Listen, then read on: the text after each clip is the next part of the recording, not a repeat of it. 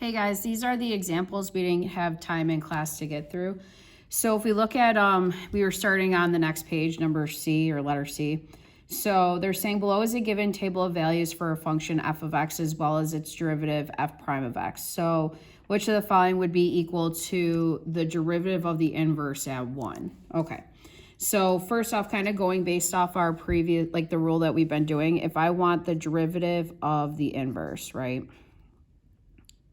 at 1, what that is it's 1 all over the derivative of f with the inverse inside of it at 1. Okay, so we're going to have 1 all over. So the first thing we got to find is the inverse of f at 1. Okay, so this is where we go off to the side and we figure that we need f inverse at 1, okay? And we're going to equal it to some value k. So that would mean if the inverse, when we put 1 in, gives you a k, that means if you looked at f of that k, it should equal 1, right? Because the x and y flip.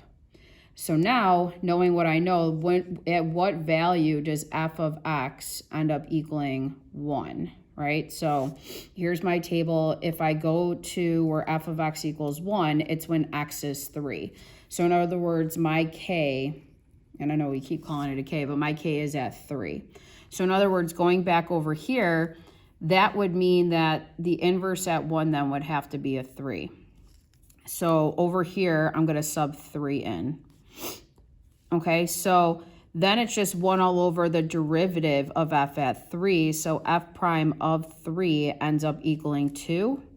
So your answer is choice D, 1/2. Okay, so let's move on to part D. So part D says let f be the function defined by this. Okay, g of x is just the inverse. Great. F of 1 is equal to 10. What is the value of g prime of 10? Which just means find me the inverse of f at 10. Okay, so let's write that out first. So we have g prime of 10. That's really just a fancy way of them saying take the inverse of f's derivative at 10, right? Because they said g was the inverse of f. So my formula for that is 1 all over the derivative of f with the inverse of at 10. Okay, so it looks like that. So I have to kind of focus on finding the inverse at 10 first. So what we do is off to the side, we write f inverse at 10 is equal to k. Then we switch out f of k equaling to 10. Now f of k is this function right here. So that's going to be x cubed plus 7x plus 2. Okay, we put that in standard form, so we would subtract 10 on both sides. X cubed plus 7x minus 8 now equals 0. So if you plug that into your calculator and get your zeros, you end up getting that x is 1. So I know we've been calling it k because that's kind of what we were solving. So we end up getting that the answer to this is f of 1 would end up equaling 10. Okay, cool. So in other words, my answer for the inverse at 10 is it's just going to give me a 1. Okay, so back to my formula over here, I am doing 1 all over the derivative of f at 1. So they already told me, let's see, did they give me derivative? No, they didn't. Okay, so they didn't tell me what the derivative at 1 would be. So I have to, off to the side, or I could do it above it, doesn't matter, find the derivative of f. So this should be an easier one. So f prime of x is going to be equal to, let's see, we got 3x squared plus 7. Okay, so then I'm just going to find what is f prime of 1. So put 1 in there. And what happens? So you end up just getting 10, right, when you do that. So your final answer on this is going to be 1 over 10. So this looks exactly like parts A and B. It's pretty much the same thing, okay? All right, next one. So part E says, find the equation of the tangent line to the inverse of f at the point 1, 0. Okay, So finding the equation of the tangent line to the inverse is you pretty much figuring out, you got to start by finding the inverse of the derivative, right? I'm sorry, inverse of the function at 1's derivative. Okay, that's a mouthful. So in other words, let's see, we have g prime at 1.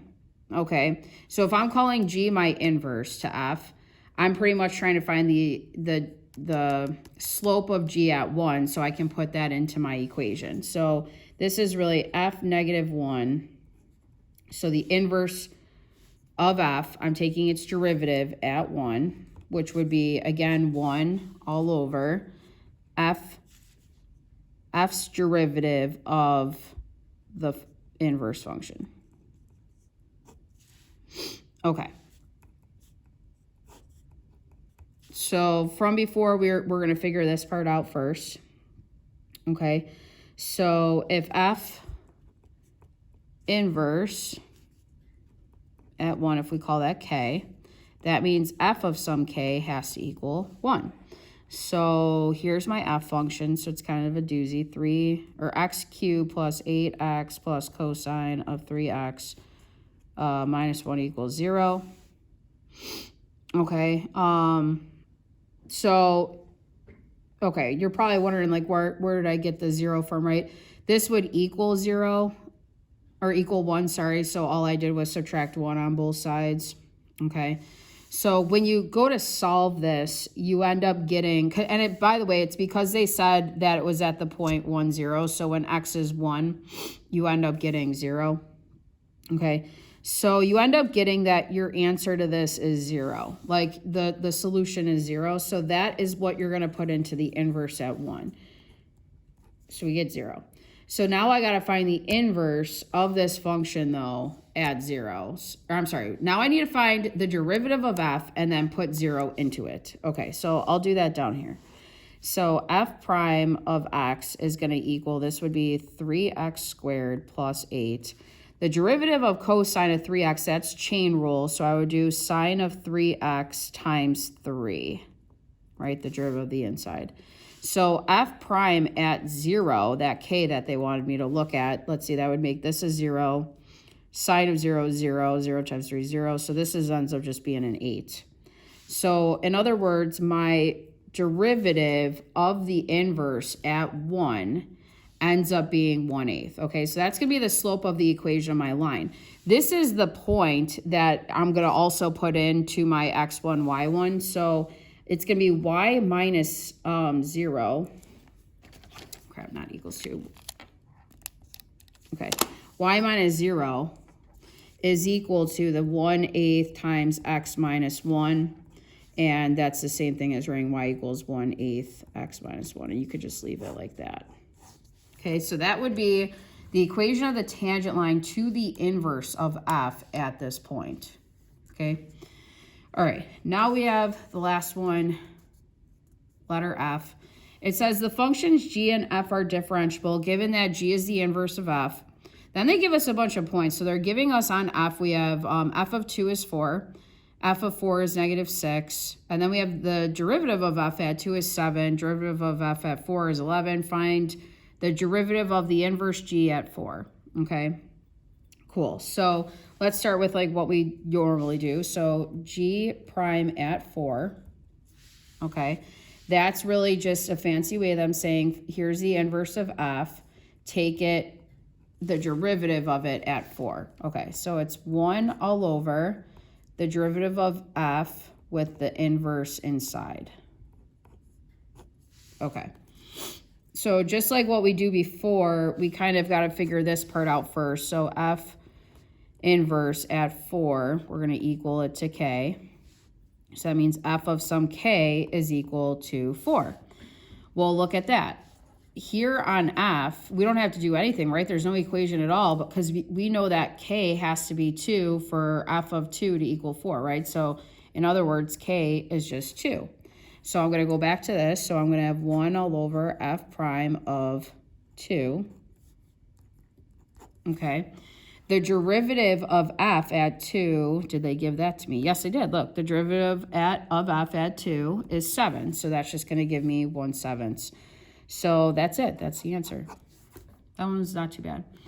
All right, guys. So do this. I'm going to post all the notes, like my good version, online. So if ever you want to look at it, you can go back and look at the ones we did together in class also. Okay, so good luck on the homework. Thanks.